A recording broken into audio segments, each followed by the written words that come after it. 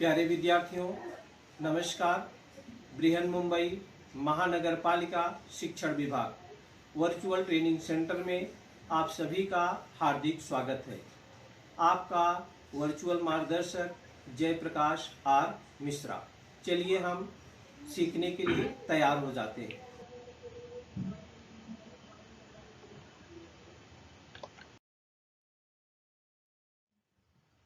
आज हम लोग कक्षा 9वीं विज्ञान और प्रौद्योगिकी अपने पाठ का नाम है सूचना एवं संचार प्रौद्योगिकी प्रगति की नई दिशा, जिसको हम इंग्लिश में बोलते हैं information communication technology the new direction of progress, जिसको संक्षिप्त रूप में हम ICT भी बोलते हैं। ICT information communication technology the new direction of progress. इस पाठ में बच्चों हमें क्या क्या सीखना है, एक नजर हम उस पर डाल लेते हैं। संगणक के महत्वपूर्ण घटक। आज कोई भी काम है बच्चों ऑनलाइन होता है, कंप्यूटर, लैपटॉप, मोबाइल के सहारे किया जाता है। तो संगणक के महत्वपूर्ण घटक क्या है? उसमें विविध सॉफ्टवेयर होते हैं। विज्ञान और प्रौद्योगिकी में सूचना संचार का महत्व क्या है और संगणक के क्षेत्र में क्या क्या अवसर है। संगणक क्षेत्र में अवसर, इस पाठ में ये सारे टॉपिक सीखना है, जिसमें हम आपको इस वीडियो में संगणक के महत्वपूर्ण घटक और उसके जो विविध सॉफ्टवेयर होते हैं उसके बारे में हम चर्चा करेंगे। पहले बच्चों, जैसा आप जानते हैं, पुराने समय में समाचार पत्र हम पशु पक्षियों का उपयोग करते थे।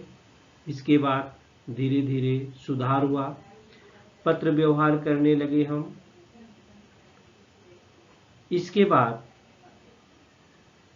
और भी सुधार हुआ, हम टेलीफोन का उपयोग करने लगे, टेलीग्राम का उपयोग करने लगे। इसके बाद जैसे जैसे और टेक्नोलॉजी का विकास हुआ,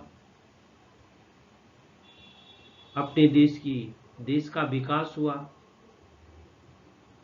तो हमने मोबाइल सेवा का शुभारंभ हुआ और उसकी सहायता से हम सूचना देना, एकत्र करना आदि बात जो है प्रत्यक्ष और अप्रत्यक्ष रूप में हम उससे सीखने लगे। जो बच्चों इंफॉर्मेशन कम्युनिकेशन टेक्नोलॉजी, जिसको ICT बोलते हैं, ये क्या है, इसके बारे में हम देखेंगे।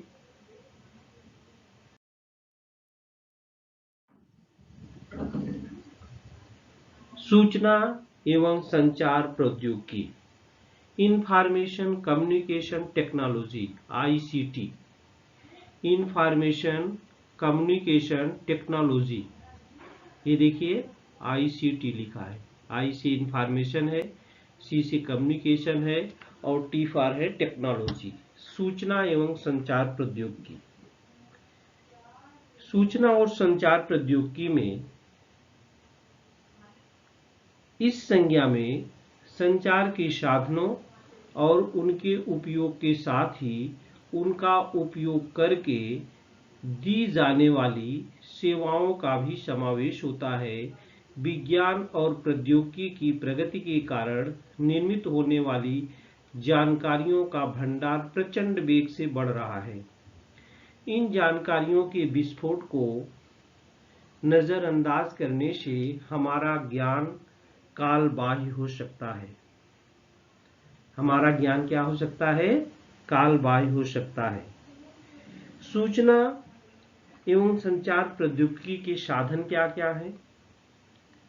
सूचना एवं संचार प्रौद्योगिकी के साधन संचार के लिए जानकारी निर्मित करना, संचार के लिए जानकारी निर्मित करना, उसका वर्गीकरण करना, सूचना को संग्रहित करना, सूचना का व्यवस्थापन करना इत्यादि सभी क्रियाओं के लिए विभिन्न साधनों का उपयोग किया जाता है।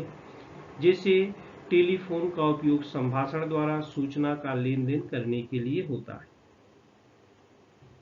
टेलीफोन से क्या कर सकते हैं, हम बात कर सकते हैं एक दूसरे को। अभी तो उसमें बहुत सारे फीचर आ गए हैं, हम वीडियो कॉलिंग करते हैं, वॉइस कॉलिंग करते हैं, वॉइस SMS करते हैं, बहुत सारा लाभ उसका हम उठाते हैं।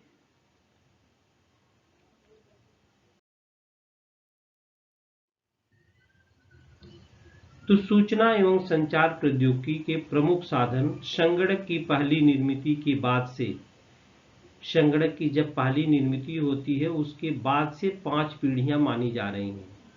संगणक की पहली जो पीढ़ी थी बच्चों, वो 1946 में, संगणक की पहली पीढ़ी 1946 से 1959 इस समयावधि के बीच मानी जाती है, पहली पीढ़ी। इस काल में कौन सा संगणक तैयार हुआ था बच्चों, ये नाम याद रखना है, ENIAC। इस काल में 1946 से 1959 में ये संगणक की जो पहली पीढ़ी थे, इसमें ENIAC नामक संगणक तैयार हुआ था। उनमें वाल्व्स का उपयोग किया गया था। ये वाल्व्स आकार में क्या थे, बहुत बड़े थे। आकार में जब बहुत बड़े रहेंगे, जिसका साइज ही बड़ा रहेगा, तो उसमें विद्युत की खपत भी अधिक होती थी। उसके कारण जब विद्युत की ज़्यादा खपत होती थी तो उसमें ऊष्मा ज़्यादा बनती थी और कई बार संगणक क्या होते थे, बंद हो जाते थे। आज जो हम संगणक, जो कंप्यूटर का उपयोग कर रहे हैं, ये वर्तमान के संगणक जो है 5वीं पीढ़ी के हैं। किस पीढ़ी के हैं बच्चों, ये 5वीं पीढ़ी के हैं। आप चाहे तो इंटरनेट के माध्यम से संगणक की सभी पीढ़ियां और उसके प्रकारों की जानकारी आप प्राप्त कर सकते हैं।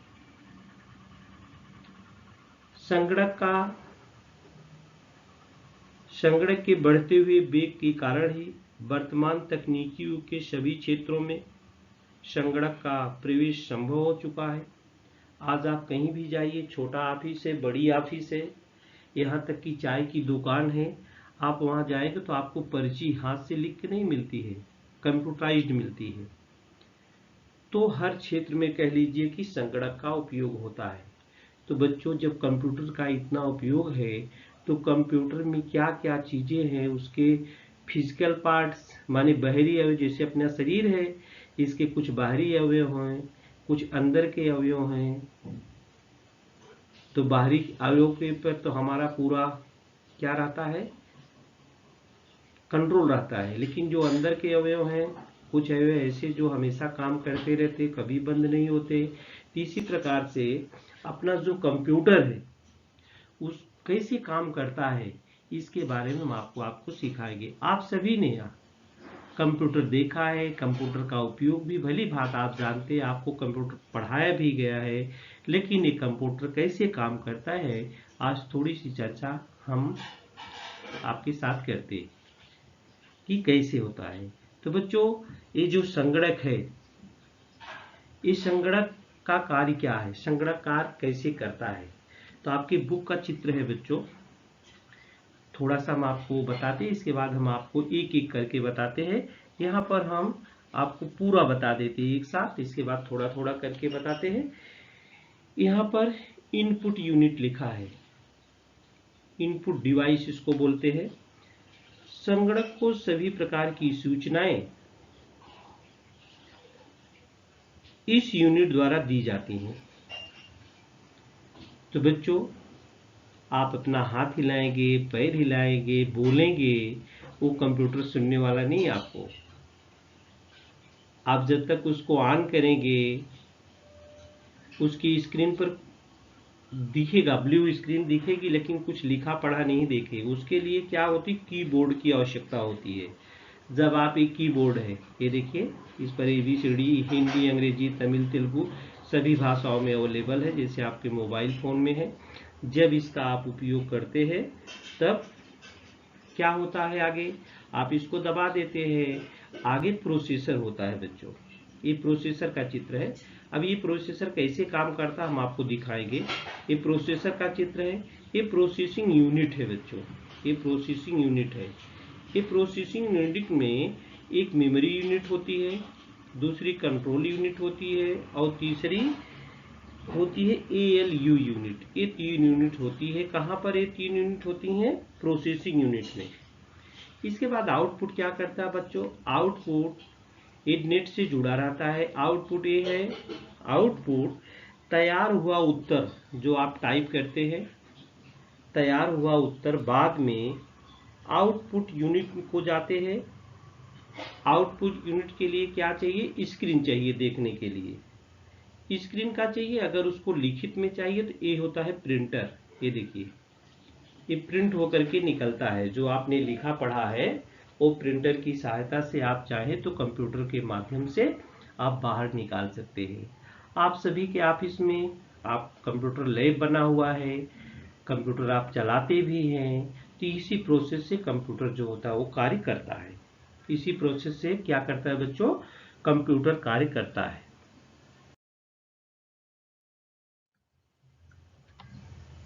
कैसे करता है? सबसे पहले हमने क्या कहा, कंप्यूटर में इनपुट यूनिट क्या है? ये देखिए, ये इनपुट यूनिट है। ये देखिए, जो भी आप इनपुट यूनिट के लिए क्या करते हैं, यहां पर कंप्यूटर में देखिए CPU है, इसको बोलते हैं सेंट्रल प्रोसेसिंग यूनिट, CPU, या इसको कैलकुलेट इंफॉर्मेशन भी बोलते हैं। यहाँ पर मेमोरी होती है बच्चों कंप्यूटर में। कंप्यूटर में मेमोरी होती है, आपके लैपटॉप में मेमोरी होती है। आपका जैसे ब्रेन होता है ना मेमोरी है उसमें, वैसे इसमें भी मेमोरी होती है। इसमें स्टोर होता है जो भी सूचना आप देते हैं, जो भी आप काम करते हैं, ये स्टोरेज इंफॉर्मेशन है मेमोरी। एक सब करने के बाद आउटपुट में क्या जो होता है, देखिए आउटपुट यहाँ पर है। आउटपुट में क्या होता है? कन्वर्ट होता है, इंफॉर्मेशन कन्वर्ट होता है फिजिकली आउटपुट देता है वो। माने जैसे स्क्रीन प्रिंटर होता है, जो भी आप लिखते पढ़ते हैं स्क्रीन पर आता है, स्क्रीन से प्रिंटर में करते हैं तो आउटपुट आपको देता है। इस प्रकार से एक पूरा कंप्यूटर जो होता है वो काम करता है बच्चों। ये पूरा कंप्यूटर क्या होता है? काम करता है। ये देखिए, पहले आप कीबोर्ड करेंगे, कुछ प्रिंट हो जाता है, वो सब उसकी मेमोरी में चला जाता है। इसके बाद आउटपुट लेने के लिए आपको इस पर दिखता है स्क्रीन पर। इसके बाद प्रिंटर की सहायता से हम उसको निकाल लेते हैं। इस प्रकार से क्या काम करता है।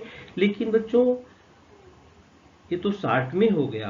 अब संगणक के घटक क्या क्या है? महत्वपूर्ण घटक बहुत सारे इसमें घटक है बच्चों। अब जब आप इंजीनियरिंग करेंगे कंप्यूटर साइंस से, IT से, तो आपको बहुत सारी जानकारी मिलेगी। लेकिन इसमें महत्वपूर्ण घटक इसके क्या क्या है उसके बारे में यहाँ पर चर्चा कर लेते हैं। तो बच्चों सबसे महत्वपूर्ण, जैसा आपका ब्रेन होता है,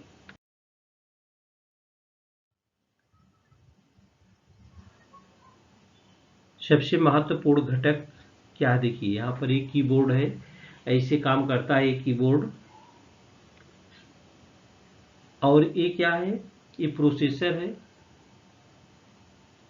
और यहाँ पर ये प्रोसेसिंग यूनिट है जो थर्ड में दिख रहा है।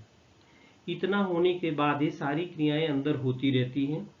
यहाँ पर देखिए कीबोर्ड के द्वारा टाइप कर रहा है, तो प्रोसेसर में जाता है। वहाँ पर प्रोसेसर में बहुत सारी चीज़ें रहती हैं। मेमोरी यूनिट रहती है, कंट्रोल यूनिट रहती है, CPU आपने देखा, ALU यूनिट रहती है। इसके बाद जो तैयार किया हुआ उत्तर बाद में आपको आउटपुट के द्वारा जाता है। आउटपुट के लिए, आउटपुट स्क्रीन के लिए आपको हमने बताया कि प्रिंटर का उपयोग किया जाता है। किसका उपयोग किया जाता है बच्चों? प्रिंटर का उपयोग किया जाता है।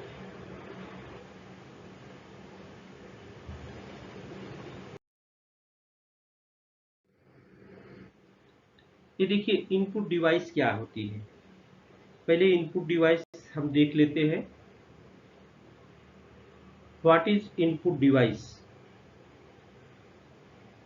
इनपुट जो यूनिट है वो होती क्या है?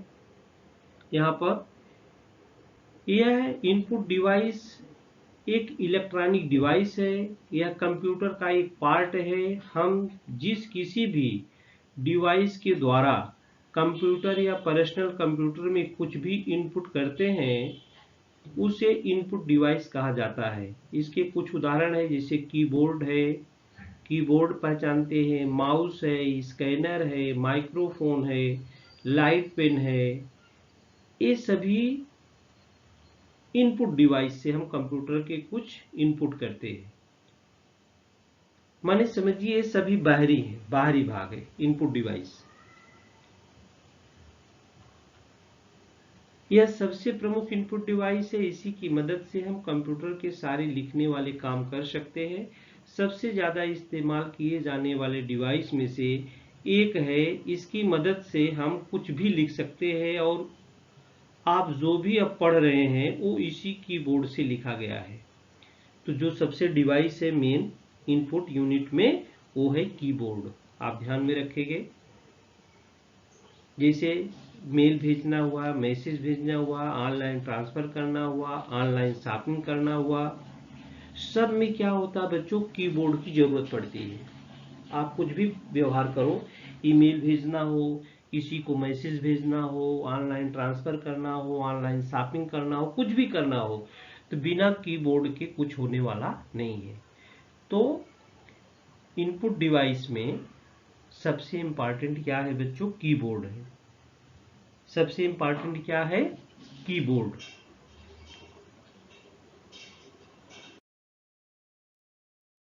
ये सब इनपुट डिवाइस में बच्चों आते हैं। देखिए सब चित्र बने हुए हैं।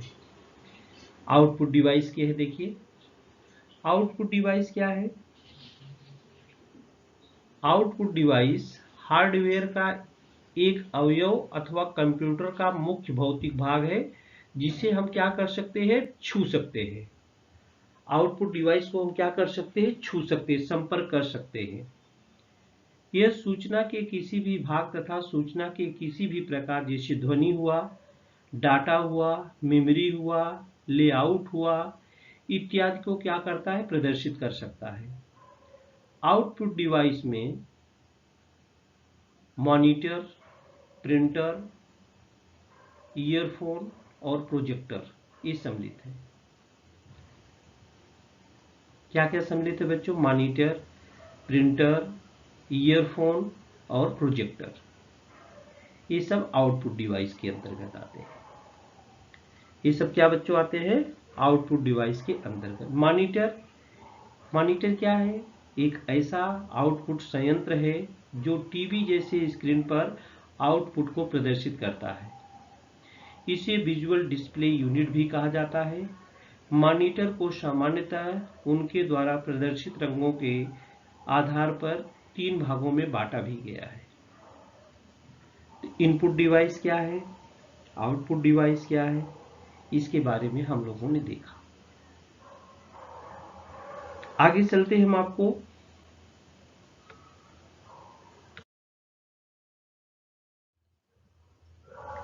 ये देखिए महत्वपूर्ण घटक क्या क्या है बच्चों। संगणक के महत्वपूर्ण घटक, महत्वपूर्ण घटक में सबसे जो बात आती है मेमोरी की आती है। मेमोरी है और क्या क्या है, एक बार हम शॉर्ट में आपको बता दें। ऑपरेटिंग सिस्टम है, प्रोग्राम है और क्या है? डाटा और इंफॉर्मेशन है। डाटा और इंफॉर्मेशन, डाटा एंड इंफॉर्मेशन, ये महत्वपूर्ण घटक है संगणक के। सच में जिसमें आपको मेमोरी जो है बहुत इंपॉर्टेंट है बच्चों। मेमोरी,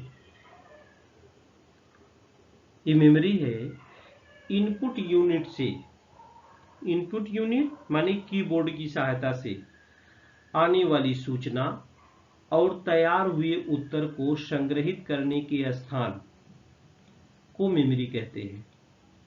आप कीबोर्ड टाइप करते हो ना,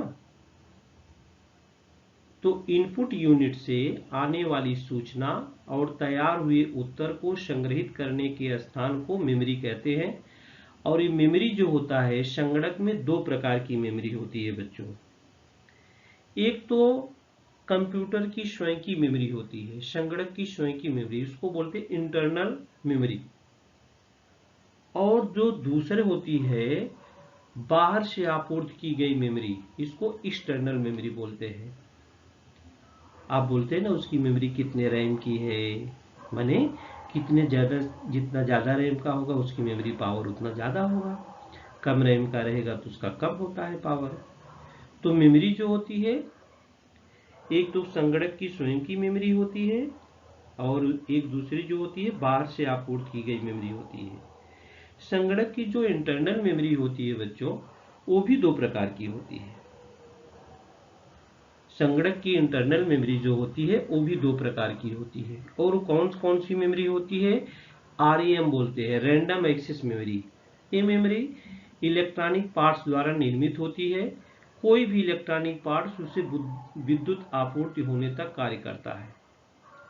विद्युत आपूर्ति नहीं होती है तो संगणक बंद हो जाता है बच्चों। तो संगणक की इंटरनल मेमोरी दो प्रकार की होती है, REM रैंडम एक्सेस मेमोरी, और दूसरी जो मेमोरी है ROM होती है, read only memory. Read only memory, read only memory. इस मेमोरी की सूचना हम केवल पढ़ सकते हैं, मूल सूचना में हम कोई परिवर्तन नहीं कर सकते। रीड ओनली मेमोरी, इस मेमोरी की सूचना हम केवल पढ़ सकते हैं, मूल सूचना में हम कोई परिवर्तन नहीं कर सकते। तो आपने देखा संगणक की जो इंटरनल मेमोरी थी वो दो प्रकार की होती है, RAM ROM, random access memory और read only memory. Random access memory और रीड ओनली मेमोरी। इसके बाद आता है, ये तो मेमोरी की बात हुई, इसके बाद ऑपरेटिंग सिस्टम है, प्रोग्राम है, डाटा इंफॉर्मेशन है।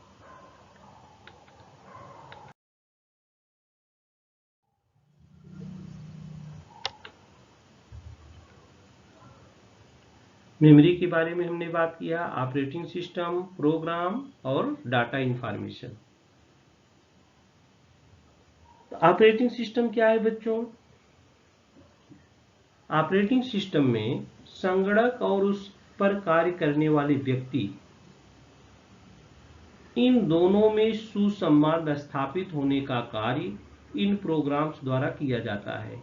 इसे ही DOS माने disk operating system, DOS disk operating system कहते हैं। ऑपरेटिंग सिस्टम के बिना हम संगणक का उपयोग नहीं कर सकते। ऑपरेटिंग सिस्टम के बिना हम संगणक का उपयोग नहीं कर सकते हैं। प्रोग्राम क्या है बच्चों? संगणक को दिए जाने वाले कमांड के समूह को प्रोग्राम कहते हैं। संगणक को दिए जाने वाले कमांड के समूह को क्या कहते हैं? प्रोग्राम कहते हैं। संगणक को दिए जाने वाले कमांड के समूह को क्या कहते हैं? प्रोग्राम कहते हैं। डाटा और इंफॉर्मेशन, कच्चे स्वरूप की जानकारी, कच्चे स्वरूप की जानकारी को हम डाटा कहते हैं। कच्चे स्वरूप की जानकारी या इंफॉर्मेशन क्या होती है? डाटा। तो संगणक के महत्वपूर्ण घटक है बच्चों, इसको याद रखना। मेमोरी है, और मेमोरी दो प्रकार की होती है, एक इंटरनल मेमोरी होती है, दूसरी एक्सटर्नल मेमोरी होती है। यहाँ इंटरनल मेमोरी के भी दो प्रकार हैं, एक रैम जिसको रैंडम एक्सेस मेमोरी बोलते हैं, दूसरा ROM रीड ओनली मेमोरी बोलते हैं। और हम लोगों ने मेमोरी संगणक के जो महत्वपूर्ण घटक थे, memory, operating system, program, data and information के बारे में जानकारी लिया। और भी बच्चों मुख्य रूप से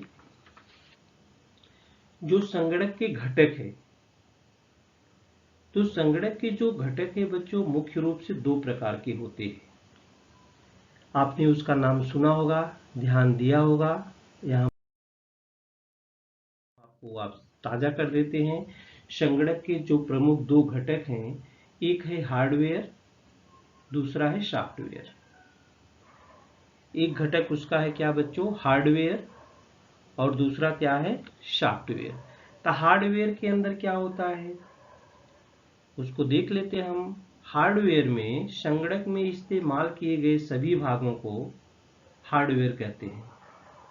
जो इलेक्ट्रॉनिक और मैकेनिकल पार्ट्स हैं, जो इलेक्ट्रॉनिक और मैकेनिकल पार्ट्स है वो सब हार्डवेयर कहते हैं। तो हम इसको आपको चित्र में दिखा देते हैं। ये सभी अंदर के भाग जिसमें इलेक्ट्रॉनिक और मैकेनिकल पार्ट्स आते हैं उसको हम हार्डवेयर बोलते हैं। आपने सुना होगा हार्डवेयर इंजीनियर, सॉफ्टवेयर इंजीनियर। तो संगणक में इस्तेमाल किए गए सभी भागों को हम हार्डवेयर कहते हैं। सॉफ्टवेयर क्या है, सॉफ्टवेयर का अर्थ संगणक को कमांड्स के लिए दी जाने वाली जानकारी इनपुट तथा संगणक से विश्लेषित होकर प्राप्त होने वाली जानकारी आउटपुट होता है। सॉफ्टवेयर का अर्थ संगणक को कमांड्स के लिए दी जाने वाली जानकारी इनपुट तथा संगणक से विश्लेषित होकर प्राप्त होने वाली जानकारी आउटपुट होती है। तो इस संगणक के प्रमुख दो घटक है बच्चों, एक हार्डवेयर और दूसरा क्या है, सॉफ्टवेयर।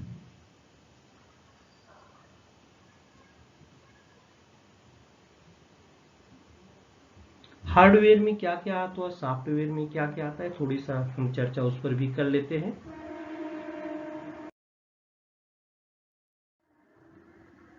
ये कंप्यूटर हार्डवेयर क्या है, कंप्यूटर हार्डवेयर क्या है, हार्डवेयर किसे कहते हैं, इसको SW भी नाम दिया जाता है हार्डवेयर। SW माने हार्डवेयर कंप्यूटर का वह हिस्सा है जिसे हम देख भी सकते हैं, छू भी सकते हैं। अगर हम पूरे सटीक तरीके से वर्णन करें तो यह कंप्यूटर का फिजिकल कंपोनेंट है। हार्डवेयर क्या है, जिसको हम सब छू सकते हैं।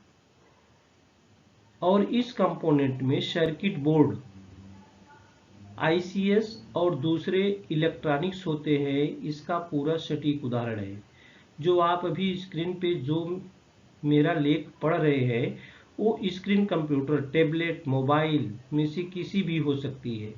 एक कंप्यूटर में जितने भी इनपुट, आउटपुट, प्रोसेसिंग और स्टोरेज डिवाइस हैं वो हार्डवेयर के उदाहरण हैं। वो सभी एक एक हार्डवेयर है। वो सभी क्या है, एक एक हार्डवेयर है। किसी भी हार्डवेयर के बिना आपका कंप्यूटर मौजूदा नहीं है और इसके बिना नहीं आप कोई सॉफ्टवेयर का उपयोग कर सकते हैं। अगर SW कंप्यूटर की आत्मा है, माने सॉफ्टवेयर कंप्यूटर की आत्मा है, तो फिर आपका शरीर कंप्यूटर का हार्डवेयर है। परंतु हकीकत में हार्डवेयर से कुछ भी कार्य करवाने के लिए हम सॉफ्टवेयर का उपयोग करते हैं। हार्डवेयर का कुछ भी काम अगर करवाना है तो बच्चों हम किसका उपयोग करते हैं, सॉफ्टवेयर का उपयोग करते हैं। तो संगणक के प्रमुख दो घटक हैं, हार्डवेयर और सॉफ्टवेयर। इसके भी आपका कंप्यूटर जब बिगड़ जाता है तो हार्डवेयर सॉफ्टवेयर इंजीनियर जो होते हैं वही उसकी मरम्मत कर पाते हैं।